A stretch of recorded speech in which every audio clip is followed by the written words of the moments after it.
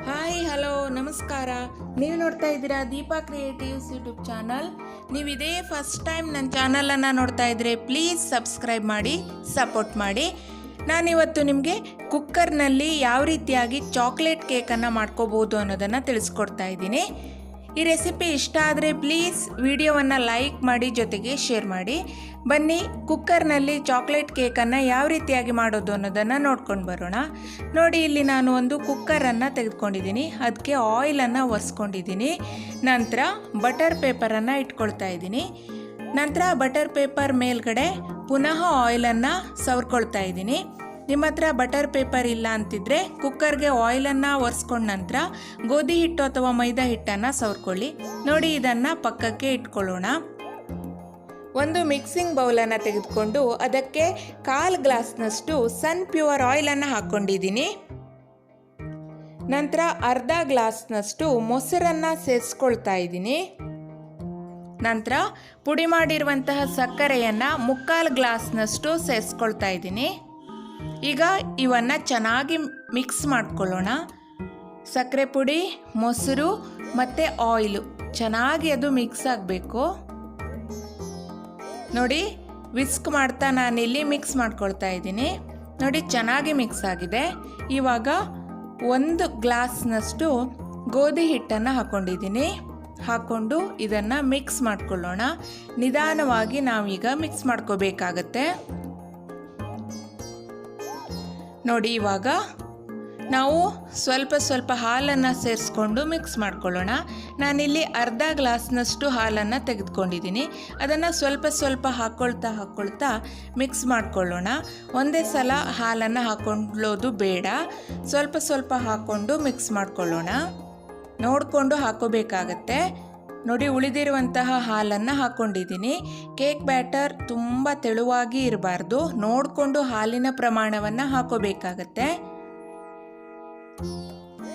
ನೋಡಿ, ಚೆನ್ನಾಗಿ ಇವಾಗ ಗಂಟುಗಳು ಇಲ್ಲದೆ ಇರೋ ಹಾಗೆ ನಾವು ಮಿಕ್ಸ್ ಮಾಡ್ಕೋಬೇಕಾಗತ್ತೆ. ನೋಡ್ತಾ ಇರಬಹುದು, ಇವಾಗ ಚೆನ್ನಾಗಿ ಮಿಕ್ಸ್ ಆಗಿದೆ. ಇವಾಗ ನಾನು 1 ಟೇಬಲ್ ಸ್ಪೂನ್ ಆಗುವಷ್ಟು ಕೋಕೋ ಪೌಡರನ್ನು ಸೇರಿಸ್ಕೊಂಡಿದ್ದೀನಿ. ನಂತರ 1 ಟೀ ಸ್ಪೂನ್ ಆಗುವಷ್ಟು ಬೇಕಿಂಗ್ ಪೌಡರ್, ಹಾಗೆಯೇ ಅರ್ಧ ಟೀ ಸ್ಪೂನ್ ಆಗುವಷ್ಟು ಬೇಕಿಂಗ್ ಸೋಡಾವನ್ನು ಸೇರಿಸ್ಕೊಂಡಿದ್ದೀನಿ. ಸ್ವಲ್ಪ ಚಿಟಿಕೆಯಷ್ಟು ಉಪ್ಪನ್ನು ಸೇರಿಸ್ಕೊಂಡಿದ್ದೀನಿ. ಇವಾಗ ಚೆನ್ನಾಗಿ ನಾವು ಮಿಕ್ಸ್ ಮಾಡಿಕೊಳ್ಳೋಣ. ಹಾಕ್ಕೊಂಡಿರುವಂತಹ ಬೇಕಿಂಗ್ ಪೌಡರ್, ಬೇಕಿಂಗ್ ಸೋಡಾ, ಉಪ್ಪು ಹಾಗೂ ಕೋಕೋ ಪೌಡರ್ ಇವೆಲ್ಲವೂ ಚೆನ್ನಾಗಿ ಮಿಕ್ಸ್ ಆಗಬೇಕು. ನೋಡಿ, ಕೇಕ್ ಬ್ಯಾಟರ್ ರೆಡಿಯಾಗಿದೆ. ಇವಾಗ ಕೇಕ್ ಬ್ಯಾಟರನ್ನು ಕುಕ್ಕರ್ ಒಳಗಡೆ ಹಾಕೊಳ್ಳೋಣ. ನಿಧಾನವಾಗಿ ಹಾಕೋಬೇಕು. ನೋಡಿ, ಹಾಕೊಂಡಾದ ನಂತರ 1-2 ಸಲ ಕುಕ್ಕರನ್ನು ಕುಟ್ಕೊಳ್ಬೇಕಾಗತ್ತೆ. ನಂತರ ಇವಾಗ ನಾವು ಮುಚ್ಚಳವನ್ನು ಹಾಕೊಳ್ಳೋಣ. ನೋಡಿ, ನಾವಿಲ್ಲಿ ವಿಸಲನ್ನು ಹಾಕಿರಬಾರ್ದು. ನೋಡಿ, ಒಂದು ಪ್ಯಾನನ್ನು ತೆಗೆದುಕೊಂಡಿದ್ದೀನಿ. ಅದನ್ನು ಗ್ಯಾಸ್ ಮೇಲೆ ಇಟ್ಕೊಂಡಿದ್ದೀನಿ. ನಂತರ ಆ ಪ್ಯಾನ್ ಮೇಲ್ಗಡೆಯಿಂದ ಕುಕ್ಕರನ್ನು ಇಟ್ಕೋಬೇಕಾಗತ್ತೆ. ಇವಾಗ ಲೋ ಫ್ಲೇಮಲ್ಲಿ 40 ನಿಮಿಷಗಳ ಕಾಲ ನಾವು ಬೇಯಿಸ್ಕೋಬೇಕಾಗತ್ತೆ. ನೋಡಿ, 40 ನಿಮಿಷ ಬೇಯಿಸ್ಕೊಂಡಿದ್ದೀನಿ. ಯಾವ ರೀತಿಯಾಗಿ ಬಂದಿದೆ ಅನ್ನೋದನ್ನು ನೋಡಿ. ಚೆನ್ನಾಗಿ ಬೆಂದಿದೆ. ನಂತರ ಸಂಪೂರ್ಣವಾಗಿ ತಣ್ಣಗಾದ ನಂತರ ನಾವು ಕುಕ್ಕರ್ನಿಂದ ಕೇಕನ್ನು ಬಿಡಿಸ್ಕೊಳ್ತಾ ಇದ್ದೀವಿ. ಒಂದು ಚಾಕುವಿನ ಸಹಾಯದಿಂದ ಸೈಡಲ್ಲೆಲ್ಲ ಬಿಡಿಸ್ಕೊಂಡು ನಂತರ ಒಂದು ಪ್ಲೇಟಿಗೆ ನಾವು ಕೇಕನ್ನು ಹಾಕ್ಕೊಳ್ಳೋಣ. ಸುಲಭವಾಗಿ ಕುಕ್ಕರ್ನಿಂದ ನೋಡಿ ಬಿಟ್ಕೊಳ್ಳುತ್ತೆ. ನಂತರ ಬಟರ್ ಪೇಪರನ್ನು ರಿಮೂವ್ ಮಾಡ್ಕೊಳ್ತಾ ಇದ್ದೀನಿ. ನೋಡಿ, ಈ ಕೇಕನ್ನು ಪಕ್ಕಕ್ಕೆ ಇಟ್ಕೊಳ್ಳೋಣ. ನಂತರ ಒಂದು ಪ್ಯಾನನ್ನು ತೆಗೆದುಕೊಂಡು 2 ಟೀ ಸ್ಪೂನ್ ಆಗುವಷ್ಟು ಕಾರ್ನ್ ಫ್ಲೋರನ್ನು ಹಾಕ್ಕೊಂಡಿದ್ದೀನಿ. ನಂತರ ಅದಕ್ಕೆ 1 ಕಪ್ ಆಗುವಷ್ಟು ಹಾಲನ್ನು ಹಾಕ್ಕೊಂಡಿದ್ದೀನಿ. ನಂತರ 4 ಟೀ ಸ್ಪೂನ್ ಆಗುವಷ್ಟು ಪುಡಿ ಮಾಡಿರುವಂತಹ ಸಕ್ಕರೆಯನ್ನು ಹಾಕ್ಕೊಂಡಿದ್ದೀನಿ. ನಂತರ ಇವಾಗ ಒಂದ್ಸಲ ಚೆನ್ನಾಗಿ ಇದನ್ನು ಮಿಕ್ಸ್ ಮಾಡ್ಕೊಳ್ಳೋಣ.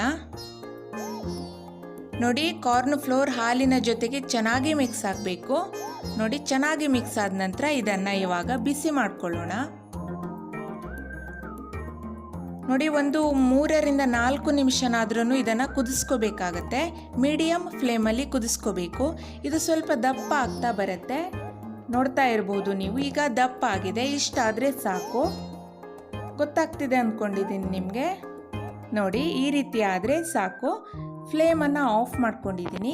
ಹಾಗೆಯೇ ಸ್ವಲ್ಪ ಒಂದು 4-5 ಹನಿ ಆಗುವಷ್ಟು ವೆನಿಲಾ ಎಸೆನ್ಸನ್ನು ಹಾಕ್ಕೊಂಡು ಮಿಕ್ಸ್ ಮಾಡ್ಕೊಂಡಿದ್ದೀನಿ. ನಂತರ ಯೆಲ್ಲೋ ಫುಡ್ ಕಲರನ್ನು ಹಾಕ್ಕೊಂಡಿದ್ದೀನಿ. ಇದು ಆಪ್ಷನಲ್, ಬೇಕಿದ್ರೆ ಹಾಕೋಬಹುದು, ಇಲ್ಲಾಂದರೆ ಸ್ಕಿಪ್ ಮಾಡಿ. ನೋಡಿ ಕಾರ್ನ್ ಫ್ಲೋರ್ ಮಿಕ್ಸ್ಚರ್ ರೆಡಿಯಾಗಿದೆ. ಇದನ್ನು ಪಕ್ಕಕ್ಕೆ ಇಟ್ಕೊಳ್ಳೋಣ. ನಂತರ ನೋಡಿ ಕೇಕನ್ನು ತೆಗೆದುಕೊಂಡಿದ್ದೀನಿ. ಅದ್ರ ಮೇಲ್ಗಡೆಯಿಂದ ಚಾಕ್ಲೇಟ್ ಸಿರಪ್ಪನ್ನು ಹಾಕ್ಕೊಳ್ತಾ ಇದ್ದೀನಿ. ಸೂಪರ್ ಮಾರ್ಕೆಟ್ಗಳಲ್ಲಿ ಚಾಕ್ಲೇಟ್ ಸಿರಪ್ ಸಿಗತ್ತೆ, ರೆಡಿಮೇಡ್ ಚಾಕ್ಲೇಟ್ ಸಿರಪ್ ಸಿಗತ್ತೆ. ಅದನ್ನು ತೆಗೆದುಕೊಂಡು ಬಂದು ಹಾಕಿದ್ರೂ ಪರವಾಗಿಲ್ಲ. ಅಥವಾ ಡಾರ್ಕ್ ಚಾಕ್ಲೇಟ್ ಅಥವಾ ಡೈರಿ ಮಿಲ್ಕ್ ಚಾಕ್ಲೇಟನ್ನು ಮೆಲ್ಟ್ ಮಾಡಿಬಿಟ್ಟು ಹಾಕ್ಕೊಳ್ಳೋಣ. ನಾನಿಲ್ಲಿ ಚಾಕ್ಲೇಟ್ ಸಿರಪ್ಪನ್ನು ಮನೆಯಲ್ಲೇ ಮಾಡಿಕೊಂಡು ಹಾಕ್ಕೊಂಡಿದ್ದೀನಿ. ನೋಡಿ ಇಲ್ಲಿ ಕಾರ್ನ್ ಫ್ಲೋರ್ ಮಿಕ್ಸ್ಚರ್ ಎಷ್ಟೊಂದು ದಪ್ಪವಾಗಿದೆ, ಸ್ವಲ್ಪ ಗಂಟಾಗಿದೆ. ಸೊ ಅದಕ್ಕೋಸ್ಕರ ನಾನು ಫಿಲ್ಟ್ರ್ ಮಾಡ್ಕೊಳ್ತಾ ಇದ್ದೀನಿ. ನೋಡಿ ಇವಾಗ ಇದನ್ನು ಒಂದು ಪೈಪಿಂಗ್ ಕವರ್ ಒಳಗಡೆ ಹಾಕ್ಕೊಳ್ಳೋಣ. ನೋಡಿ ಪೈಪಿಂಗ್ ಕವರ್ಗೆ ಹಾಕೊಂಡ ನಂತರ ನಾವು ಕೇಕ್ ಮೇಲೆ ನಮಗೆ ಯಾವ ರೀತಿ ಡಿಸೈನ್ ಬೇಕೋ ಆ ರೀತಿ ಡಿಸೈನನ್ನು ಮಾಡ್ಕೋಬೋದು. ನಾನಿಲ್ಲಿ ನೋಡಿ ಸಿಂಪಲ್ ಆಗಿ ಡಿಸೈನ್ ಮಾಡ್ಕೊಳ್ತಾ ಇದ್ದೀನಿ. ಬೇರೆ ಬೇರೆ ರೀತಿಗಳಲ್ಲಿ ನಾವು ಡಿಸೈನ್ ಮಾಡ್ಕೋಬಹುದು. ನಾನಿಲ್ಲಿ ಸಿಂಪಲ್ ಆಗಿ ತೋರಿಸ್ಕೊಡ್ತಾ ಇದ್ದೀನಿ.